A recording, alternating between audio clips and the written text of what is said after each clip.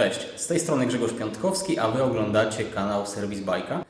Dzisiaj przedstawię Wam kompleksowy, ale i prosty tutorial na temat tego, jak poprawnie dobrać właściwą liczbę ogniw łańcucha do Waszego napędu. I zrobię to na przykładzie tego właśnie tytanowego rondo. Ten tutorial dotyczył będzie tylko napędów z korbą jednorzędową. W przypadku korb dwurzędowych, trzyrzędowych albo nawet i czterorzędowych, być może ktoś pamięta jeszcze takie rozwiązania, cała procedura wygląda zupełnie inaczej i ja być może niedługo pokuszę się o nagranie filmu również dla właścicieli takich napędów. A dzisiaj skupimy się właśnie na tego typu rozwiązaniach. Potrzebne nam będą oczywiście rękawiczki,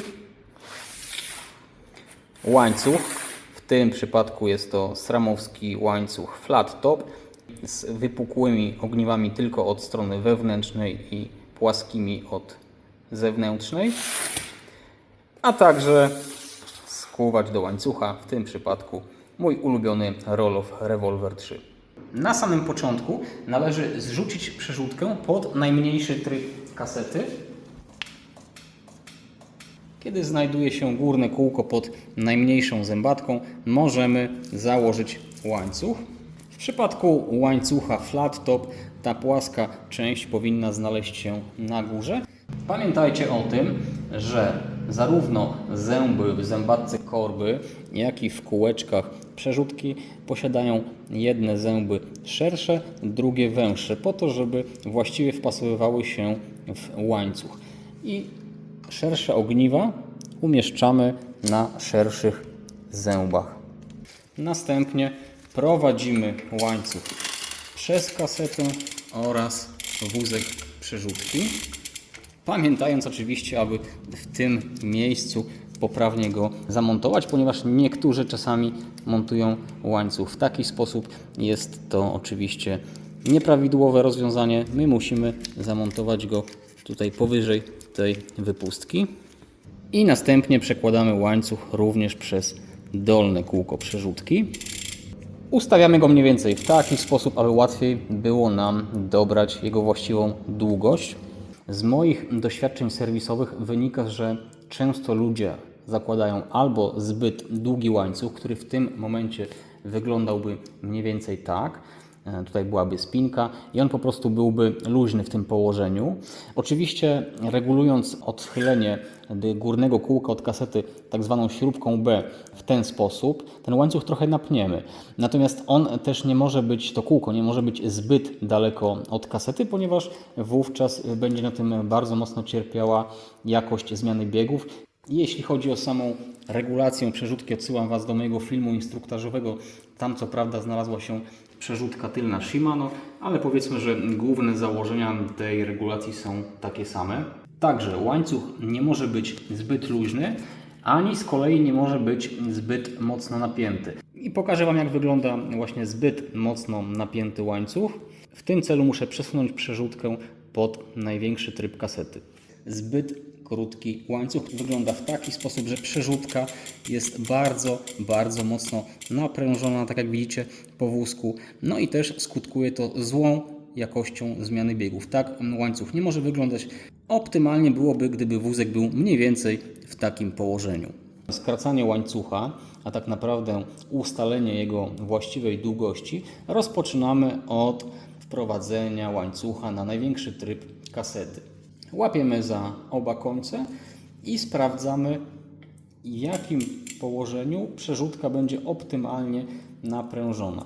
W tym przypadku takie położenie wózka przerzutki jest optymalne. Wózek nie jest zbyt mocno napięty, ani zbyt lekko, co tutaj sugeruje, że powinienem skrócić łańcuch o 3 ogniwa. Natomiast takie położenie w przypadku skrócenia łańcucha o 2 ogniwa również byłoby ok i o 1 tak samo. Ale teraz musimy zrzucić łańcuch ponownie na najmniejszy tryb kasety. Kiedy łańcuch jest na najmniejszym trybie kasety, możemy sprawdzić, jak bardzo musimy go skrócić, aby mógł być napięty.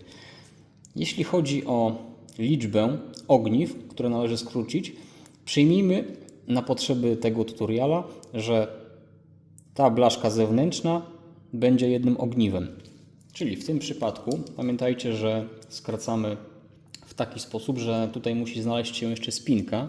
Kiedy używamy spinki, zawsze z dwóch stron połączenie pod spinkę musi wyglądać tak, czyli muszą to być dwa ogniwa wewnętrzne, czyli te węższe. Nie możemy mieć jednego ogniwa na przykład wewnętrznego, a drugiego zewnętrznego, czyli tego szerszego, ani oczywiście łańcuch nie może być rozkuty tutaj na ogniwie zewnętrznym i tutaj również na ogniwie zewnętrznym. Czyli w tym przypadku, tak jak Wam już wspomniałem, ta blaszka zewnętrzna na potrzeby tego tutoriala będzie przeze mnie nazywana jednym ogniwem. W tym miejscu nie możemy skuć łańcucha, będzie zbyt luźny. W tym również będzie zbyt luźny, czyli musimy skuć łańcuch o 3 ogniwa zewnętrzne, czyli w tym miejscu. Ustawiam sobie bęben skuwacza, skręcam i wypycham ogniwo do końca. Gotowe. I tak jak widzicie, łańcuch jest przygotowany do wpięcia spinki. Mamy tutaj dwa ogniwa wewnętrzne. Na koniec możemy założyć spinkę.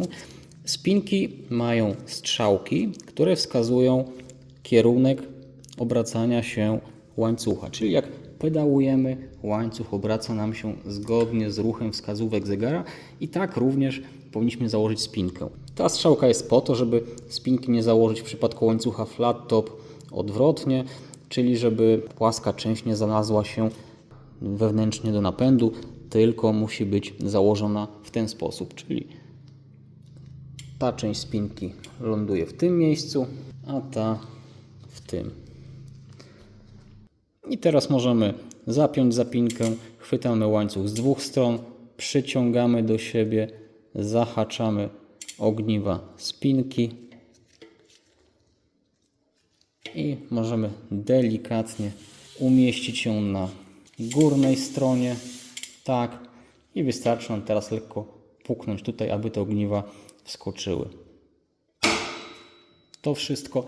No i pamiętamy, że według koncernu SRAM spinki tego typu są jednorazowe i nie powinniśmy ich ponownie rozpinać i łączyć. Oczywiście możemy je rozpiąć, ale musimy wówczas do ponownego spięcia łańcucha użyć nowej spinki. Tyle teorii.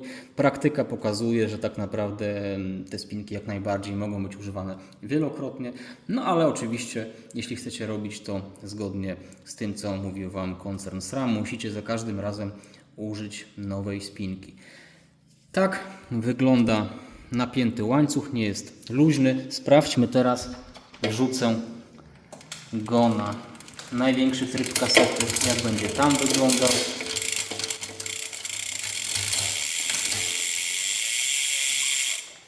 Tak jak widzicie, wózek jest napięty poprawnie. Raz jeszcze zrzucę teraz łańcuch na najmniejszy tryb. Również jest napięty poprawnie, naprężony, nie jest zbyt długi, zbyt krótki. I tak naprawdę to wszystko.